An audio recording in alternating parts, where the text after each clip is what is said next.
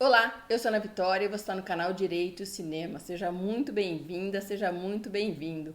Eu queria te agradecer a você que é inscrito, que compartilha e que deixa seu joinha nos vídeos desse canal. Porque é graças a você que esse canal continua. Muito obrigada, é um prazer e uma honra muito grande estar aqui hoje para falar sobre o filme O Caso Richard Jewell, que eu imagino que você já tenha assistido. Esse filme é muito interessante, muito caro a quem estuda processo penal, porque ele traz duas questões muito interessantes.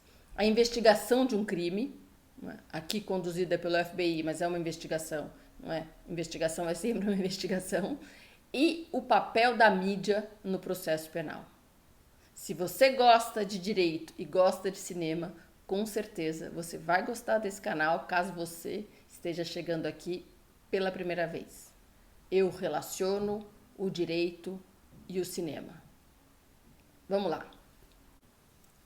O filme conta a história do Richard Jewell, que era um segurança e, trabalhando em um evento que ocorria durante os Jogos Olímpicos de Atlanta, em 1996, ele encontrou uma bomba debaixo de um banco e rapidamente avisou a polícia. A polícia conseguiu evacuar parcialmente o local. A bomba explodiu, mas graças à diligência do Richard Jewell, as consequências não foram tão graves. Infelizmente, 2 pessoas morreram e mais de 100 ficaram feridas, mas o parque estava bem cheio. Num primeiro momento, Richard é considerado um herói nacional e, na sequência, ele se torna o principal suspeito, o único, na verdade, né? Suspeito pelo FBI e ele passa a ser investigado. O que é relevante aqui também é o papel da mídia no desenvolvimento dos fatos aqui, não é? O filme é baseado em fatos reais e o que nos parece, não é? Ele é dirigido pelo Clint Eastwood e o que se pretende com esse filme é fazer justiça à história do Richard Jewell. Vamos lá. O filme começa 10 anos antes desse atentado à bomba. É muito interessante essa opção do roteiro porque mostra quem é o Richard, como é a personalidade dele. Isso é importante para o desenrolar dos fatos, não é? O sonho dele era ser policial, ele tinha muitas armas em casa, ele desenvolvia as tarefas dele assim, ele excedia na interpretação da norma, na minha opinião. Ele não tinha nenhum jogo de cintura. Segundo o professor Juarez Cirino, ele era um maníaco da ordem, ele suspeitava de tudo, de todos. Isso é importante para a gente conhecer depois, não é, entender a pessoa dele. Ele era muito dedicado a essa função de policiar o mundo, não é? Mal sabia ele que ele ia aprender da forma mais dura. Como dizem os colegas, tem 2 formas da gente aprender como é duro uma investigação policial, ou na teoria ou na prática. Ele aprendeu na prática, não é? Então, é isso que a gente pretende falar, que as pessoas não precisam aprender, não é, a violência de uma investigação criminal na prática. É mais fácil aprender na teoria, é mais barato aprender estudando, não é? O que a gente vê no filme é que o FBI, ele não tinha nenhum suspeito, ele não tinha nenhuma linha de investigação muito consistente no começo do filme.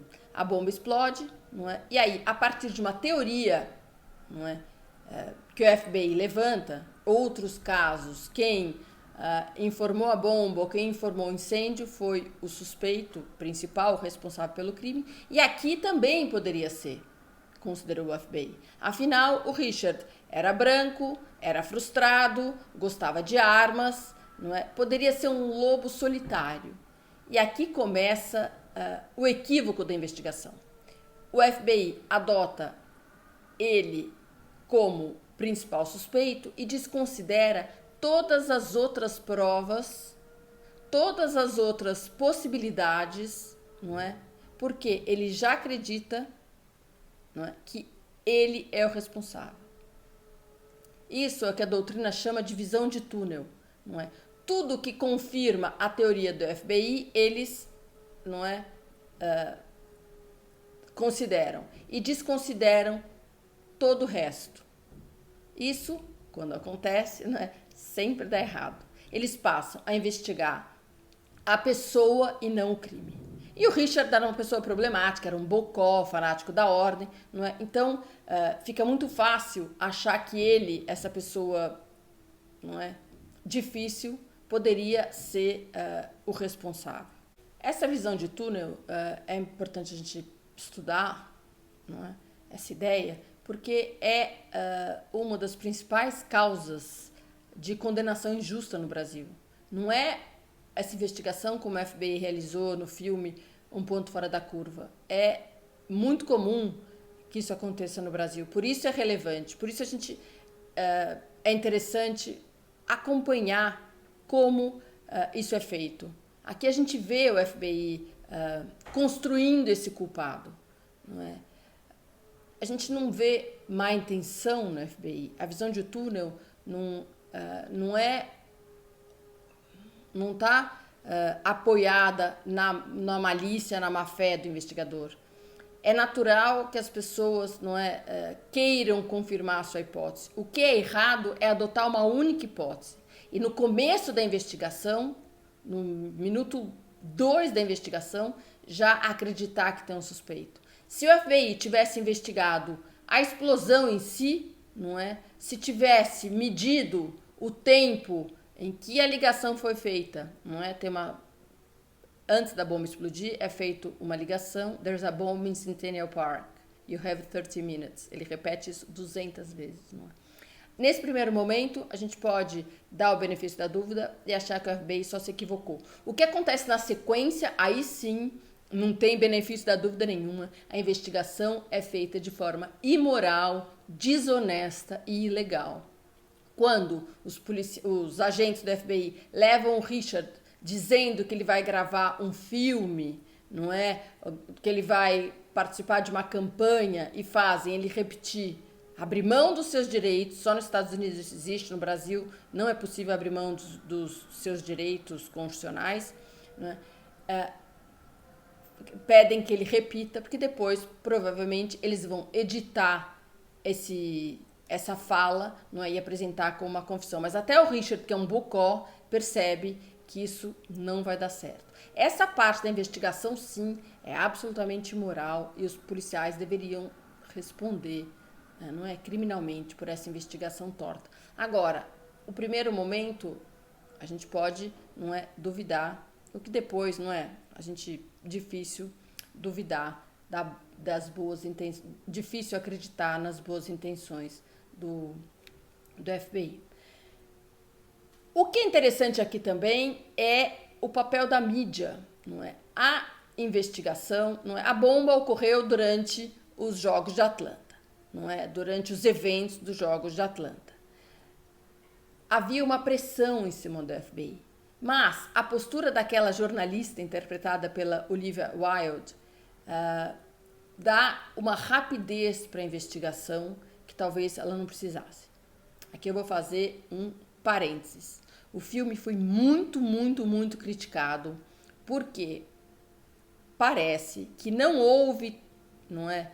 Não foi dessa forma que a jornalista conseguiu esse furo de reportagem.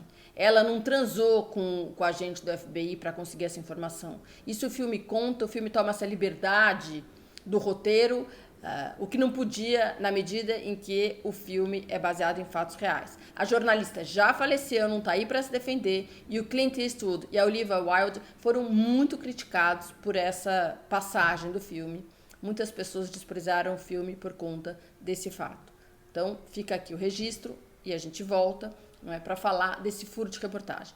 O jornalista trabalha para conseguir furo de reportagem? Lógico, né? Esse é o ponto alto da carreira.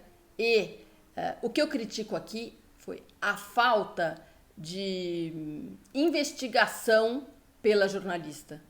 As informações que chegam das autoridades, do delegado, do promotor, do juiz, precisam ser investigadas pela mídia, pelo jornalista. Ele não pode ter essas informações como verdadeiras porque vieram do delegado, porque vieram do promotor, né? Promotores, delegados e juízes e outras autoridades, advogados também, não é? Eles têm interesse, não interesse no processo, mas eles têm algum interesse. Então, veja, ela devia ter feito uma investigação prévia, o que ela não fez. Não é? Quando ela faz essa investigação, não é? Ela descobre que o cara era inocente. Então, fica aqui a minha crítica à forma como a mídia recebe essa notícia sem nenhuma crítica e sem nenhuma investigação. Essas eram as minhas considerações sobre este filme sensacional. E você, tem algum filme para me indicar? Eu fiz uma lista de filmes que eu quero falar esse semestre, não é? Obrigada por ter chegado até aqui. Eu sou Ana Vitória, não é? E até a próxima. Valeu!